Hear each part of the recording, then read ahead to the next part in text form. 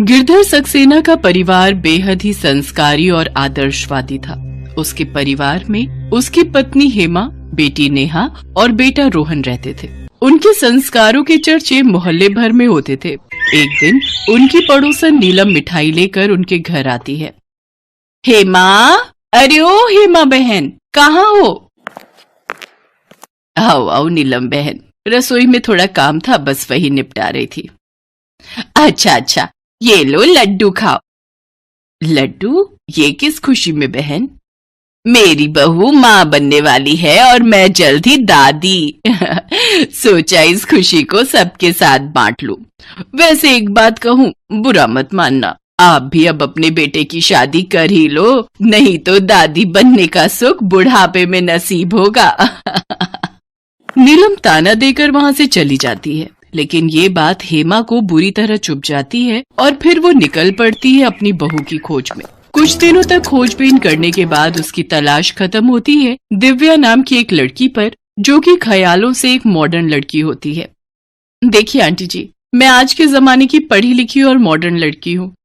बेटा, तू मेरे घर आकर भी अपनी जिंदगी अपने तरीके से ही जी सकती है। मेरा मानना है कि बहू भी बेटी ही होती है और मैं अपनी बहू को बंदिशों में बांधना नहीं चाहती।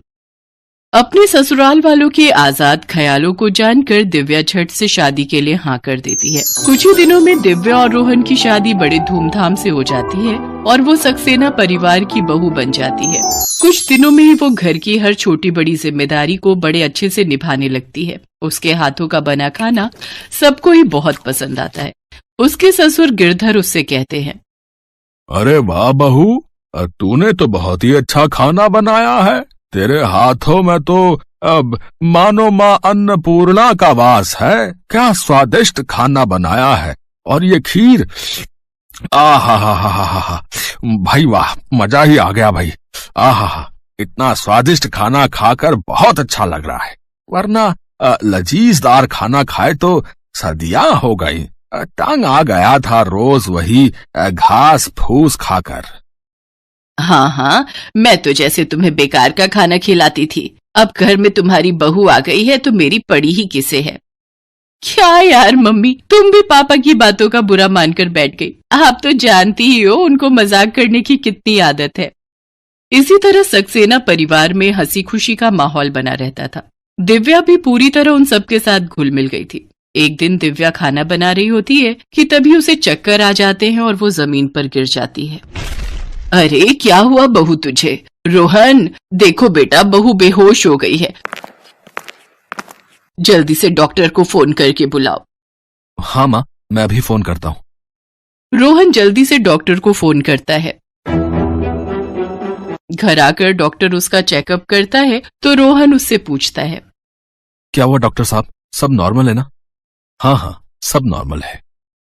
अगर सब नॉर्मल है तो फिर ये बेहोश क्यों हो गई थी? वो इसलिए क्योंकि आप बहुत जल्द दादी बनने वाली हैं। आपकी बहू प्रेग्नेंट है। ये कहकर डॉक्टर वहां से चला जाता है।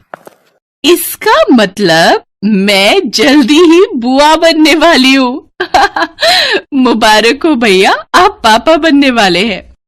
हाँ, नेहा तुझे भी बहुत बहुत बधाई, होने वाली बुआ जी। और मैं बनूंगा दादा भाई। आज तो मैं सचमुच बहुत खुश हूँ। बहू, तूने तो आज मुझे जमाने भर की खुशी दे दी। बता मेरी बच्ची, तुझे क्या चाहिए? अब ये होने वाली दादी तेरी सभी मांगे पूरी करेगी। बोलना तुझे क्या चाहिए? गुस्से से भरे चेहरे से दिव्या कहती है, रोहन ये सब क्या है? मैं इतनी जल्दी बच्चा नहीं चाहती। 9 महीने तक मैं उसे अपने पेट पर टांग कर नहीं घूम सकती। बहू, ये तेरा पहला बच्चा है और अपने पहले बच्चे के बारे में ऐसा नहीं कहते। बहू, हम सबकी उम्मीदें इस बच्चे से जुड़ी है। तुमने देखा नहीं, इसके आने भर की खबर से ही घर में कितना खुशी वाला माहौल हो गया। तो जब ये इस दुनिया में आएगा तो कितनी खुशियां लाएगा। देखो दिव्या, ये भगवान का दिया हुआ तोहफा है और हमें इसे ठुकराना नहीं चाहिए। कई लोग इस खुशी के लिए न जाने कितनी मन्नत और कितने मंदिरों में जाते हैं, तब जाकर उनको माँ बाप बनने का सुख मिलता है। उन सब की बातें सुनने के बाद दिव्या के पास उनकी बातें मानने के अलावा और कोई उपाय नहीं था। अब सभी घर वाले उसका खूब ख्याल रखते हैं। वो उससे घर के कामकाज नहीं करवाते, उसको सारा दिन आराम करने के लिए कहते हैं। उसकी सास उसके लिए खाना लेकर उसके कमरे में जाती है। बहू, ये ले तेरा नाश्ता, अब से तू अपने कमरे में ही आराम करेगी। घर का काम मैं और नेहा मिलकर देख लेंगे। तेरा तीनों वक्त का खाना तेरे कमरे में ही आ जाएगा। तुझे बार बार सीढ़ियां ऊपर नीचे करने की जरूरत नहीं है। लेकिन माँ जी, ऐसे तो मैं बोर हो जाऊंगी।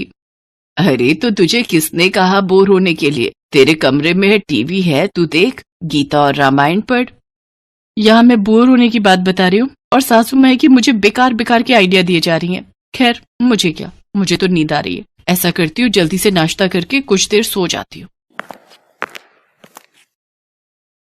घर में सभी खुश थे। जहाँ हेमा नेहा उसे घर का एक काम नहीं करने देती थी, वहीं रोहन और उसके ससुर भी उसके खाने पीने की हर फरमाइश को पूरा करते थे। एक रोज रोहन बच्चों के पोस्टर लेकर आता है और उसे अपने पूरे रूम में लगा देता है। रोहन, ये क्या है? मैंने सुना है कि माँ जिस तरह की तस्वीरें देखती है, बच्चे उसी जैसी शक्ल के होते हैं। तुम भी ना रोहन, ना जाने किन सब बातों में बिलीव करते हो। अरे बच्चा तो अपने माँ बाप की शक्ल पर ही जाएगा ना। तभी उसकी ननद भी उसके कमरे में ढेरों खिलौने लेकर आ जाती है।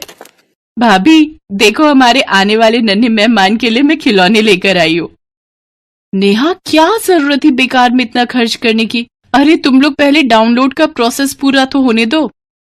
ऐसे ही कई महीने बीतते हैं, जिसके साथ बहू की प्रेगनेंसी के महीने भी बढ़ते जाते हैं, जिससे दिव्या का मन भी अपने बच्चे के लिए बदलने लगता है और वो भी उससे जुड़ाव महसूस करती है।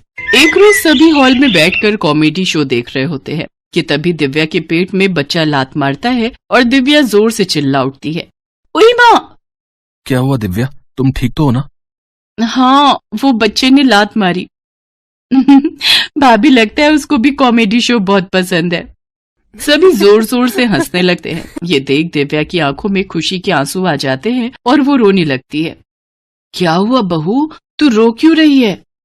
माँ जी, आप सच कह रही थी। माँ बनने का सुख इस दुनिया का सबसे बड़ा सुख होता है। अब मैं अपने बच्चे को महसूस करने लगी हूँ और मैं अपनी इस पहली प्रेगनेंसी को अच्छे से एंजॉय करना चाहती हूँ। इसके बाद दिव्या का मन अपने बच्चे की तरफ झुक जाता है। वो घंटों अपने बच्चे से बात करती है और प्यार से अपने पेट पर हाथ सहलाकर उससे प्यार जताती है। उधर होने वाली दादी आने वाले बच्चे के लिए गर्म कपड़े बुनती है तो दादा नया पालना खरीद कर ले आते हैं। कुछ दिनों बाद दिव्या का 9वां महीना पूरा होता है। उसकी सास उसकी गोद भराई बड़े ही धूमधाम से करती है। उसकी पड़ोसन नीलम कहती है, आने वाले नन्हे मेहमान के लिए बहुत बहुत बधाई आप सभी को। अब आपका परिवार जल्द ही बढ़ने वाला है। वैसे गोद भराई का फंक्शन तो बहुत बड़ा किया है तुमने। अरे ये तो होना ही था, हमारी इकलौती बहू का पहला बच्चा जो है। सभी लोग बड़े ही धूमधाम से इस फंक्शन को एंजॉय करते हैं। रोहन, अब मुझसे बर्दाश्त नहीं हो रहा। इस बच्चे को बोलो ना जल्दी से बाहर आ जाए। मैं इसे अपनी बाहों में लेने के लिए तड़प रही हूँ। क्या यार दिव्या, अब तुम कोई पिज्जा डिलीवरी वाली तो हो नहीं जो झट से बच्चा बाहर आ जाएगा। अरे बाबा, हर चीज का समय होता है और वो अपने टाइम पर ही बाहर आएगा। अगले दिन उसकी सास उसके लिए 1 गिलास दूध में 2 बड़े चम्मच घी डालकर पीने को देती है। ये ले बहू, इसे पी, इससे तुझे खूब ताकत मिलेगी और बच्चे की भी डिलीवरी नॉर्मल हो जाएगी।